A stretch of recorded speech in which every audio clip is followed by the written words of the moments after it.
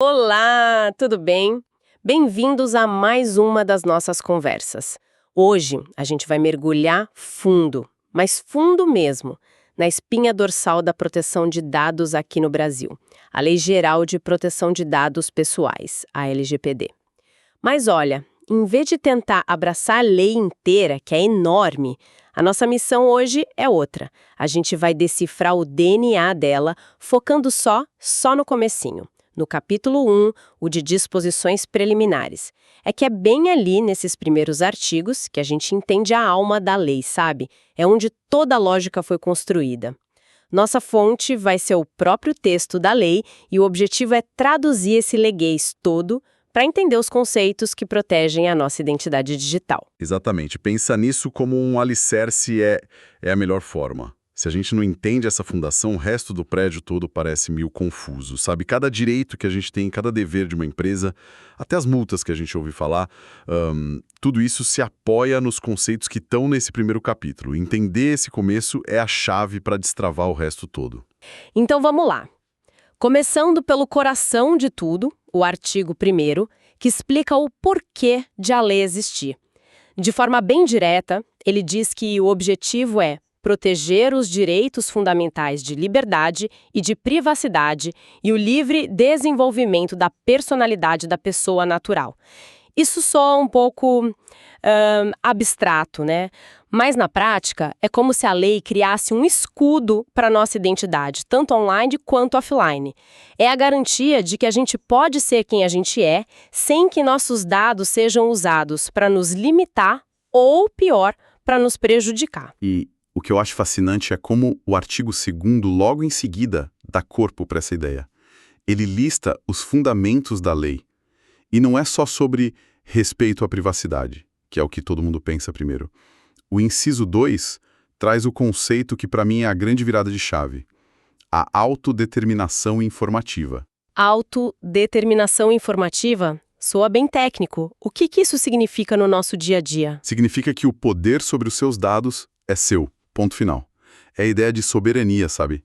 Na prática, é o seu direito de chegar, sei lá, no caixa da farmácia e quando pedem seu CPF em troca de um desconto, você poder parar e perguntar: para que exatamente vocês vão usar meu CPF? Com quem vão compartilhar? Por quanto tempo vão guardar? E aí, com base na resposta, você decide se aquele desconto vale a pena ou não. Esse poder de escolha, de ter o controle, isso é autodeterminação informativa. Faz todo sentido a sair da posição de passageiro para virar motorista dos próprios dados. Mas o mesmo artigo fala em proteger a pessoa e, ao mesmo tempo, em desenvolvimento econômico e tecnológico e livre iniciativa. Isso não parece um conflito de interesses já no nascimento da lei? É uma tensão constante, e você tocou num ponto central. A lei não é ingênua, ela reconhece que a gente vive numa economia movida a dados. A mensagem não é parem de usar dados, a mensagem é usem dados, mas com regras claras. A LGPD não foi criada para ser um freio de mão na inovação, de jeito nenhum. Ela foi feita para ser as faixas da pista, os semáforos. Ela diz, basicamente, a inovação pode e deve acontecer, mas sem atropelar direitos fundamentais como a intimidade, a honra e a imagem das pessoas. É um equilíbrio delicado, mas super necessário. Ok, entendido o porquê, agora vamos mapear o território. Onde essa lei realmente vale? O artigo 3º fala sobre isso e, nossa, a abrangência é enorme. Peraí, então quer dizer que se uma empresa lá na Califórnia cria um app de fotos e eu baixo e uso esse app aqui em São Paulo, essa empresa americana precisa seguir a lei do Brasil? Exatamente. É isso mesmo. E as implicações disso são gigantescas. É um dos pontos mais fortes da LGPD. O alcance dela é extraterritorial. A lei se aplica em 3 cenários. Primeiro, o óbvio. A operação com os dados acontece aqui no Brasil. Segundo, como no seu exemplo, a empresa, mesmo lá fora, oferece produtos ou serviços para o mercado brasileiro. E o terceiro, os dados foram coletados no Brasil. E a lei até esclarece, se a pessoa estava fisicamente aqui na hora da coleta, já vale. Nossa, isso muda completamente o jogo para as empresas globais, né? Não dá mais para ignorar a legislação local. De forma alguma. A lógica é, Se você quer fazer negócio com o público brasileiro e usar os dados dessas pessoas, você joga segundo as regras brasileiras. Simples assim. Ok, então o alcance é gigante. Isso me faz pensar no contrário. Existe alguma situação onde a LGPD simplesmente não se aplica? Ótima pergunta. Sim, existe.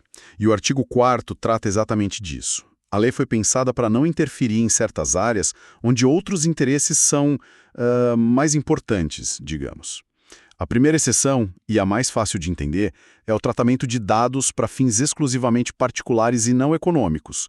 Sua agenda de contatos no celular, a lista de convidados do seu churrasco, a LGPD não tem nada a ver com isso. Certo. Meu grupo de WhatsApp com a família está a salvo. E as outras exceções? Existem exceções para fins puramente jornalísticos, artísticos ou acadêmicos, para garantir liberdade de expressão e de pesquisa. E a mais complexa, claro, é a do inciso 3º. O tratamento feito para fins exclusivos de segurança pública, defesa nacional, segurança do Estado ou investigação de crimes. Ah, essa é que sempre gera debate. Essa exceção para a segurança pública não acaba sendo um cheque em branco para o governo fazer o que quiser com os nossos dados? É o maior receio, sem dúvida. Mas a própria lei tenta colocar um freio nisso. O parágrafo 1º desse artigo diz que essa exclusão não é uma carta branca. O tratamento desses dados precisa ser regido por uma legislação específica, que deve obrigatoriamente respeitar o devido processo legal e os direitos do titular. Ou seja, o Estado não pode simplesmente sair usando dados sob o pretexto da segurança. Ele precisa de regras próprias, claras, que também podem ser questionadas na Justiça. Entendi. Agora, vamos abrir o dicionário da LGPD? O artigo 5º define os termos do jogo e sem eles a gente não entende nada, né? O primeiro é dado pessoal. A lei fala em informação de uma pessoa identificada ou identificável. O que isso quer dizer na prática? Quer dizer que não é só seu nome ou seu CPF.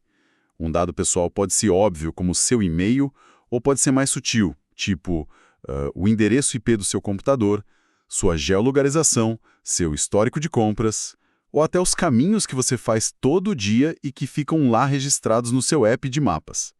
Se uma informação, sozinha ou cruzada com outras, permite que alguém chegue até você, ela é um dado pessoal e está protegida. E dentro dessa categoria, tem uma que a lei trata com luvas de pelica, o dado pessoal sensível. Exato.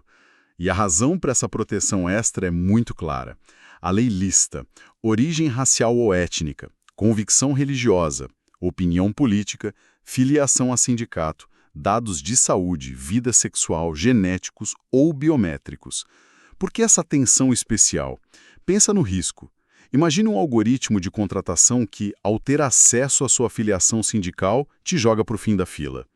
Ou um plano de saúde que aumenta o seu preço baseado num dado genético que indica predisposição a uma doença. O potencial de dano e de discriminação é imenso. Fica bem claro o porquê. O artigo também define os atores. Titular somos nós. Mas é a dupla controlador e operador. Eu gosto daquela analogia de que o controlador é o cérebro, quem decide o porquê e como usar os dados, e o operador são os braços, quem executa as ordens. Tipo, uma loja online é a controladora e o serviço de nuvem que ela usa para guardar os dados é o operador. Essa analogia é um ótimo ponto de partida. O controlador tem a responsabilidade estratégica, a decisão final. O operador segue as instruções, e essa definição é vital para a responsabilização. Em caso de um vazamento de dados, a primeira pergunta é: a falha foi na decisão do cérebro ou na execução dos braços? Mas e se os braços contratam outros braços? Hoje em dia os serviços são tão interligados, né? Como fica a responsabilidade aí? Você tocou num dos maiores desafios práticos da lei. A realidade é bem mais complexa. Hoje você tem um controlador que contrata um operador, que por sua vez contrata um suboperador para uma tarefa. É uma cadeia. A lei diz que o operador principal continua responsável perante o controlador por tudo que o suboperador fizer. Rastrear a responsabilidade nesse emaranhado de contratos é um trabalho, gigantesco de gestão para as empresas. E, por fim, o termo tratamento. A lista no artigo 5º é enorme. Tem umas 20 ações. É um verdadeiro guarda-chuva. A lei foi bem esperta aqui. não quis deixar brechas. Mas em vez de decorar os 20 verbos, pensa numa compra online. O momento em que você digita seu nome no site é a coleta. Quando o sistema usa seu CEP para calcular o frete, é a utilização. O e-mail de confirmação que fica guardado é o armazenamento. Anos depois, quando a empresa paga seus dados antigos para cumprir a lei, é a eliminação.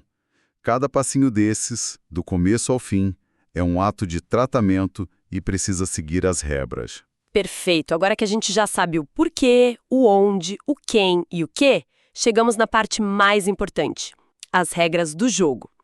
O artigo 6º é a alma da LGPD. Ele traz 10 princípios que toda empresa ou órgão público tem que seguir. São tipo os 10 mandamentos da proteção de dados. E eles funcionam como um sistema, sabe? Um depende do outro. Não dá para cumprir um e ignorar os outros 9. Exato. E alguns deles batem de frente com o jeito que a internet funcionou por anos. Por exemplo, os princípios da finalidade e da necessidade. Falando em finalidade, lembrei de ter baixado um aplicativo de lanterna para celular anos atrás, que pedia acesso à minha lista de contatos.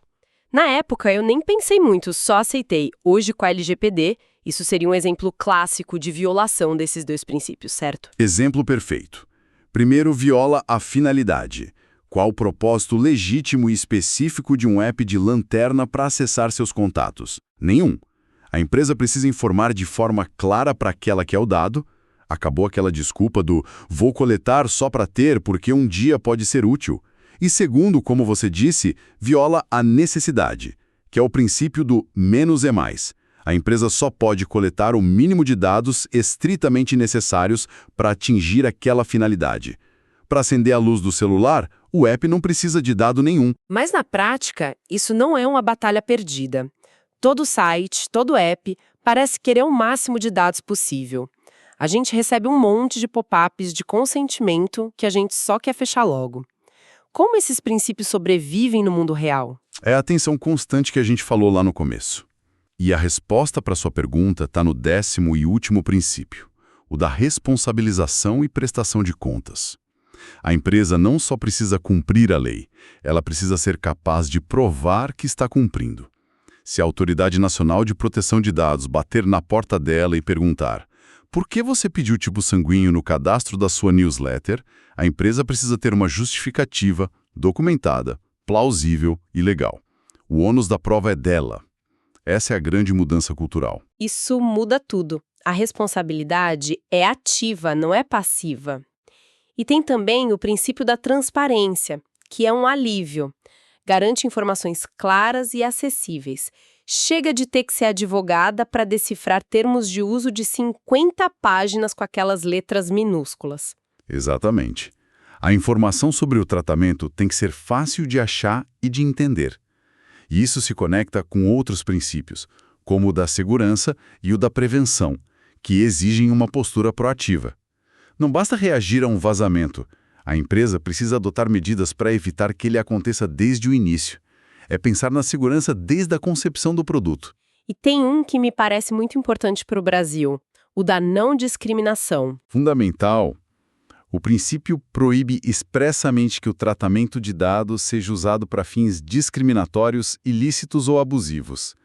Ele impede, por exemplo, que um algoritmo de crédito negue um empréstimo para alguém baseado no CEP de um bairro considerado de risco, ou que o preço de um produto online seja mais caro para um usuário cujo perfil de navegação sugere maior poder aquisitivo. É uma tentativa de garantir isonomia na era digital. Uau! Vendo assim em conjunto, esses princípios são realmente poderosos.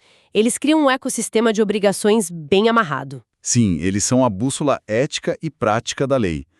Desde a finalidade, que define o destino da viagem, a necessidade, que diz para levar só a bagagem essencial, a transparência, que exige um mapa claro para o titular, a segurança, que cuida do veículo, até a responsabilização, que garante que o motorista saiba que terá que prestar contas se algo der errado no caminho.